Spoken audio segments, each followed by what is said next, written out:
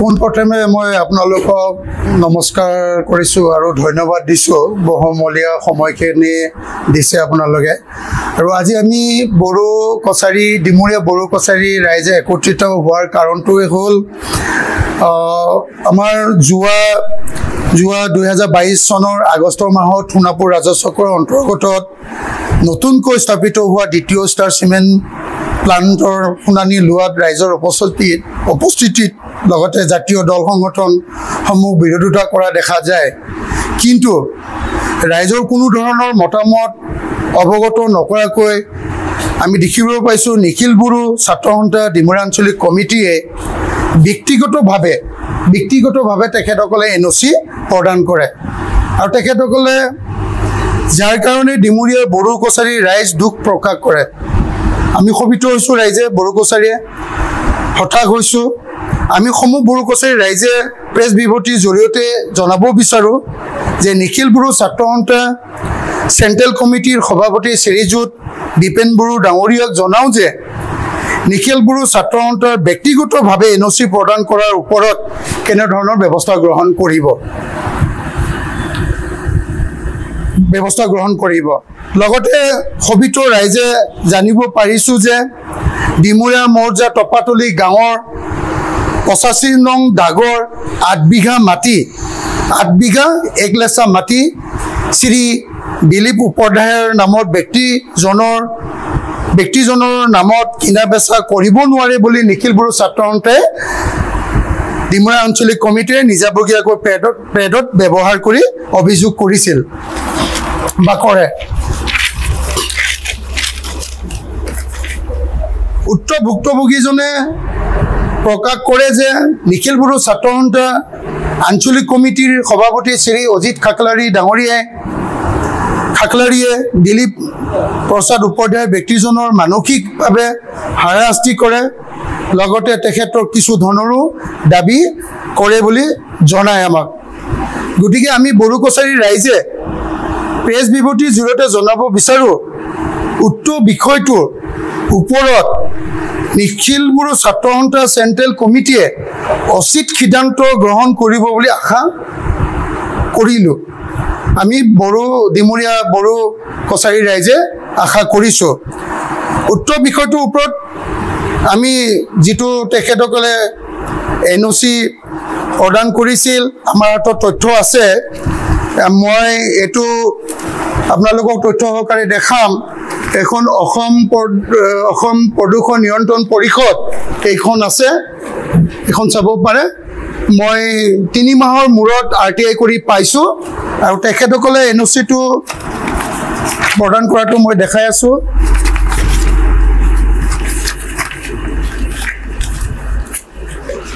এইখন তেখেতসকলে all Bodo student ইউনিয়নৰ নামত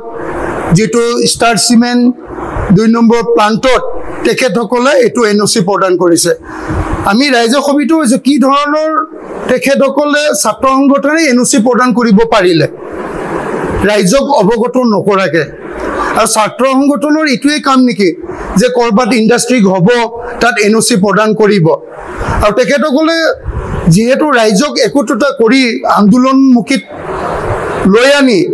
ৰোডত বৰষুণত তিতাই তেখেতসকলে এনেকুৱা NOC প্ৰদান কৰে নেকি, যাৰ কাৰণে আমি আজি ডিমৰীয়া বড়ো কছাৰী ৰাইজে অভিজ্ঞিত হৈছোঁ। গতিকে এইটো উচিত চেণ্ট্ৰেল কমিটিয়ে তদন্ত কৰিব লাগে। আমি জনাইছোঁ। এইটো RTI যোগে আমি পাইছোঁ আৰু তেখেতৰ ওপৰত বহুত অভিযোগ আছে।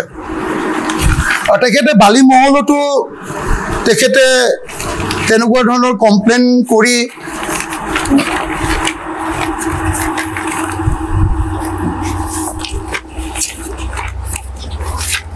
এইবিলাক বালি মহলতো তেখেতে পেডত কমপ্লেইন কৰি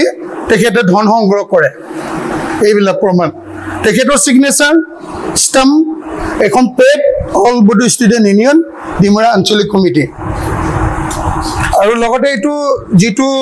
দিলীপ প্ৰসাদ উপাধ্যায় নামৰ টপাতলি গাঁৱৰ যিজন বাসিন্দা তেখেতক এইটো কমপ্লেইন কৰিছিলে 9/10/2023 তেখেতক নটিচ সোণাপুৰ চাৰ্কুলৰ পৰা জাৰি কৰিছিল।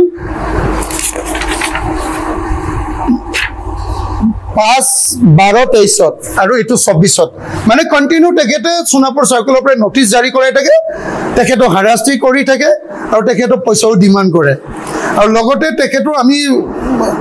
বড়ো কেইজনমান ব্যক্তিয়ে নেপালী ঘৰলৈকে গৈছিলোঁ যিজন মানুহে মাটি কিনা বেচা কৰিছিলে তেখেতক আমি সুধিছিলোঁ আৰু তেখেতে কৈছে আমি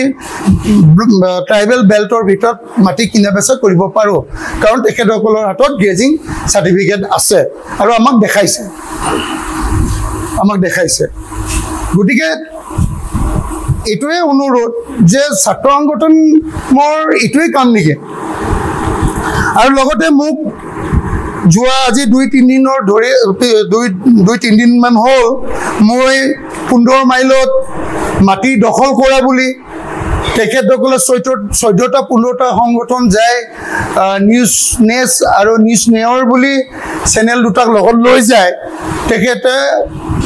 মানে মাটি দখল কৰা বুলি মোক অভিযোগ এটা দিছিলে মানে নিউজত ওলাইছিলে আৰু যেতিয়া মই পিছদিনাখন নিউজটো মোৰ লগৰ লৰাই দিলে মই পালোঁ তেতিয়া মই লগালগ থানাত মই এখন এজাহাৰ দিলোঁ যিটো মাটিৰ লগত মোৰ কোনো সম্পৰ্ক নাই মই জড়িত নহয় আৰু সেই মাইকীজনী মই চিনিও নাপাওঁ আৰু মাটিৰটোৰ ক'ত আছে কি নাই আমি চিনিও নাপাওঁ যাৰ কাৰণে মোক মানসিক হাৰাস্তি বা মানসিক অত্যাচাৰ এটা কৰিছে যাৰ কাৰণে মই কেছ এটা দিছোঁ আৰু এইটো কেছটো মই আশা কৰিছোঁ পুলিচ প্ৰশাসনে উচিত তদন্ত কৰিব আৰু উচিত শাস্তি দিব যদিহে পুলিচ প্ৰশাসনে যদি বিচাৰটো লেহেমীয়া কৰে বা পুলিচে যদি উচিত তদন্ত নকৰে তেতিয়াহ'লে মই কোৰ্টলৈকে যাম বুলি তেখেতক কালি মই কৈছোঁ আৰু এইটো মই কোৰ্টলৈকে টানিম যিহেতু মোক মানসিক মেণ্টেলি মানে মোক অপদস্থ কৰা হৈছে যিটো বস্তু মই জড়িত নাই ইয়াৰ আগতো 2020 চনতো মোক তেখেতসকলে মোক তেনেকুৱা এটা হাৰাস্তি খুৱাইছিল 20 লাখ টকা খোৱা অভিযোগ আনিছিল য'ত নেকি সেইটো কোৰ্ট কেছ চলিছে মানহানিও হৈছে তাত কোনো তথ্য তেখেতসকলে দিব নোৱাৰিলে মোকে যদি বাৰে বাৰে তেনেকুৱা ধৰণৰ কৰি থাকে তেতিয়াহ'লে মই আইনৰ ওচৰত যাব লগা বাধ্য হ'ম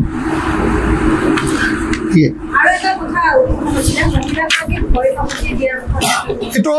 মিছা কথা কাৰণ মই মানুহজনীৰ নামো নাজানো আৰু মানুহজনী মই চিনিও নাপাওঁ আৰু আমি যোনদিনাখন নিউজটো ওলাইছিল তাৰ পিছদিনাখন আমি কেইজনমান ব্যক্তিক মই লগত লৈ গৈছিলোঁ ডিমৰীয়া বড়ো কছাৰীৰ কেইজনমান মই গণ্যমান্য ব্যক্তিক লৈ গৈছিলোঁ আৰু লৈ যাই আমি তেখেতক সুধিছিলোঁ যে সপোন বড়োক আপুনি চিনি পায় নেকি তেখেতে প্ৰথমতে হতভম্ব হৈছিল তাৰপিছত ঘৰৰ পৰা মোবাইলটো খুলি মোবাইলত চাই মোক এইজনে সপোন বড়ো বুলি কৈছিল তাৰপিছত মই তেখেতক সুধিছিলোঁ মই কেতিয়া মাটি দখল কৰিব আহিলোঁ তেখেতে তেতিয়া কৈছিল যে 2013 চনত আপুনি হাফ পেণ্ট পিন্ধি আহিছিল বুলি কৈছে মণ্ডল গাম্বুৰা তাৰপিছত প্ৰণৱ কলিতা প্ৰদীপ মহন্তদা তেনেকা আমাৰ জিতেন মহিলাইদা এনেকা কেইজনমান ব্যক্তিৰ নাম লৈছে আৰু মই হাফ পেণ্ট পিন্ধি যাইকে ফিটা চিটা মাৰি তেনেকুৱা দখল কৰা বুলি কৈছে আপোনালোকে কওক চাৰ্কল মণ্ডল গাম্বুৰা চৰকাৰী গাম্বুৰা তাৰপিছতে যিকেইজন মানুহ মই লৈ যোৱা বুলি কৈছে সেইকেইটাৰ লগত মই কি মাটি দখল কৰিব পাৰিম নেকি এইটো টোটেলি ভুৱা আৰু টোটেলি মিছা কথা মই তেখেতক বিলকুল চিনি নাপাওঁ আমাৰ মোৰ কাষত সাগৰ আলীটো তেখেতে যদি কৰিছে সেইটো মই নাজানিম সাগৰ আলীটো চিনি পায় সকলোৱে চিনি পায় ডিমৰীয়াৰ মানুহে সেই হিচাপে ময়ো চিনি পাওঁ কিন্তু তেখেতৰ লগত মোৰ কোনো মাটিৰ সম্পৰ্ক নাই মোৰ ওচৰতে মোৰ আমাৰ জিতেন মহিলাইদা ডাঙৰীয়া আছে তেখেতে গোটেই সেই কথাটো জানে আৰু তেখেতে মোক কৈছিল যে এইটোতো সপোন নাই যোৱা নাই জড়িত তেখেতকো সুধিব পাৰে 2013 চনত যে আপোনাক যোৱা বুলি কৈছিল আপুনি যোৱাটো সঁচা নে মিছা 2013 চনত তাকে কৈছো 2013 চনত যদি মই গৈছিলোঁ আপোনালোকৰ হাতত কিবা পটেজ আছে নেকি ভিডিঅ' পটেজ আছে নেকি আৰু যদি মই তেতিয়া গৈছিলোঁ 2013 চনত আপোনালোকে মোক কিয় কেছ নিদিলে তেতিয়া কিয় মোক এজাহাৰ নিদিলে এই কথাটো মই তেখেতক মানুহজনীক সুধিছিলোঁ মুঠতে মানে মই বাইদেউজনীক সুধিছিলোঁ যে মই 2013 চনত যদি আপোনাৰ মাটি দখলে কৰিছিলোঁ তেতিয়াহ'লে আপোনালোকে মোক ভিডিঅ' পটেজ বা এজাহাৰ দিব লাগিছিলে আৰু তেখেতে এটা কথা উল্লেখ কৰিছে যে মই নিখিল বড়ো ছাত্ৰ সন্থা ডিমৰা আঞ্চলিক সভাপতি বুলি কৈছে এইটো মিছা কথা তেতিয়া তাৰ আগতে মই এপছু এৰিছোঁ এপছু এৰা সংগঠন এৰা 2013 চনত মেবি মই ট্ৰাইবেল অংগৰ জইণ্ট ছেক্ৰেটাৰী হয়তো আছিলোঁ চাগে ট্ৰাইবেল অংগত মই জইণ্ট ছেক্ৰেটাৰী তেতিয়া আছিলোঁ চাগে মই 3 বছৰ মই ট্ৰাইবেল অংগৰ জইণ্ট ছেক্ৰেটাৰীও কৰিছোঁ গতিকে এইটো মিছা কথা অগাধ মিছা কথা ডেফিনেটলি এইটো ষড়যন্ত্ৰ হৈছে মই স্পষ্টকৈ নামে লৈ দিম কাৰণ অজিত খাকলাৰী বুলি কোৱা যিজন ব্যক্তিয়ে তেখেতৰ ইয়াৰ স্থায়ী বাসিন্দাও নহয় তেখেতে এজন ঢিং মইৰাবাৰী বুলিহে জানো তেখেতে ইয়াতে কমাৰকুছিত ঘৰ বনাই আছে আৰু সেই হিচাপে তেখেতে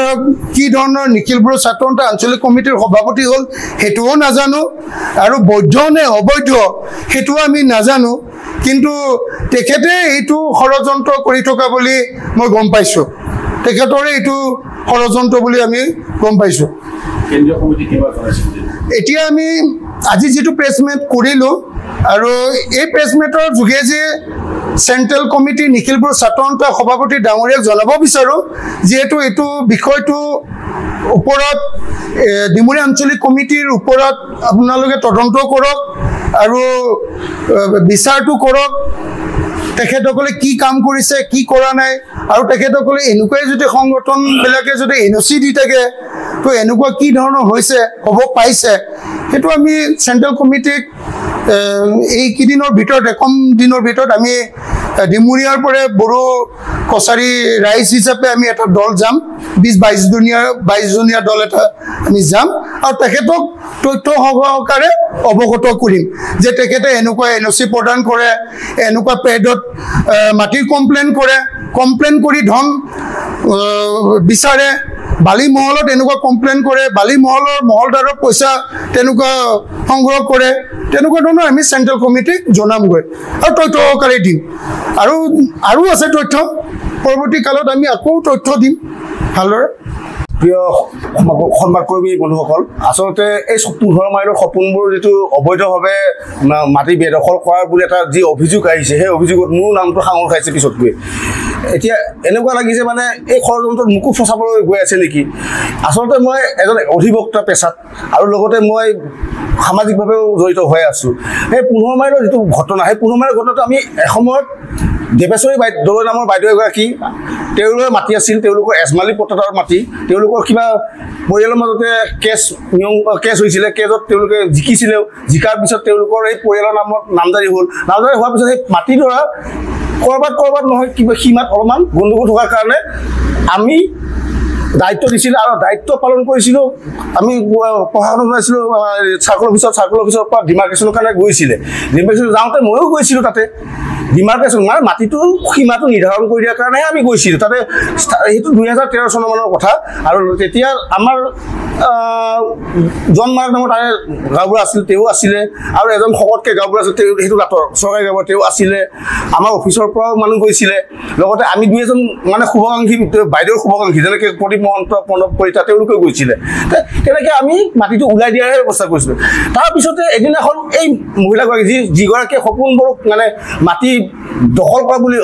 অভিযোগ কৰিছে ভুৱা মিছা অভিযোগ কৰিছে তেওঁ এদিন মোক কৈছে আপোনালোকে আমাৰ মাটিটো বিক্ৰী কৰি দিলে মই তেতিয়া ক'লো মই কেনেকৈ মাটি বিক্ৰী কৰিম আপোনালোকৰ নামত থকা মাটি মই কেনেকৈ বিক্ৰী কৰিম আপোনালোকে বিক্ৰী কৰিব লাগিব তেতিয়াহে বিক্ৰী হ'ব মাটিটো আৰু আপুনি যে কৈ আছে বিক্ৰী কৰা বুলি সিদিনাখন ডিমাৰ্কেশ্যনৰ কাৰণেহে আমি আহিছিলোঁ অফিচিয়েলি মানুহ লৈ আহিছিলোঁ তেওঁলোকে চিন নাপায় কাৰণে মই দায়িত্ব লৈছিলোঁ আৰু মোক আপোনালোকৰ মাকে দায়িত্ব দিছিলে দেৱেশ্বৰী দলৈ ডুংগুৰুং তেওঁ দায়িত্ব দিছিল গতিকে তেনেকৈহে কথাবোৰ আৰু এই সপোনবোৰ তেতিয়া কিন্তু সপোনবোৰ আমাৰ লগত যোৱাও নাছিল সেইটো সময়তো যোৱা নাছিল সেইটো সময়ত মই গৈছিলোঁ কিন্তু পিছত পৰৱৰ্তী কালত যেতিয়া আমাৰ ইয়াৰ অভিযোগ উঠাৰ পিছত যেতিয়া আমাৰ সজাতি দল এটা গ'ল তেতিয়া মোৰ নামো সাঙুৰ খাইছে বেয়া লাগিছে তেতিয়া আমিতো আৰু মাটি দখল কৰা মানুহ নহয় আমি সদায় কোনোবা এজন আইনী সাহায্য বিচাৰে আইনী সাহায্য দিওঁ আৰু কেতিয়াবা সামাজিকভাৱে সাহায্য বিচাৰে সামাজিক সাহায্য দিওঁ কিবা বিমংসা বিবাদ হৈছে আমি বিবাদটো নিষ্পত্তি কৰাৰ কাৰণে ব্যৱস্থা কৰোঁ আৰু কিবা আইনী সাহায্য হৈছে কিবা বিবাদ হৈছে বিবাদটো কোৰ্টলৈকে লৈ যায় আমি মীমাংসা কৰাৰ ব্যৱস্থা কৰোঁ সেইখিনি আমাৰ কাম বাকীটো বেলেগ কামত আমাৰ নাই তেনেকৈ যদি সকলোকে আঙুলি টুৱাই থাকে যে আপোনালোকে মাটি দখল কৰিব আহিছে আপোনালোকে মাটি বিক্ৰী কৰিছে এইটো সম্পূৰ্ণ মিছা কথা আৰু মহিলাগৰাকীৰ ওপৰত যদি অনাগত মোৰ নামটো আকৌ সাঙুৰ খায় তেনেহ'লে মই মানহানি কেছ কৰিম আৰু মই অধিবক্তা হিচাপে মানহানি কেছ কৰি তেওঁ কিন্তু উপায়ন্ত হৈ যাব কিন্তু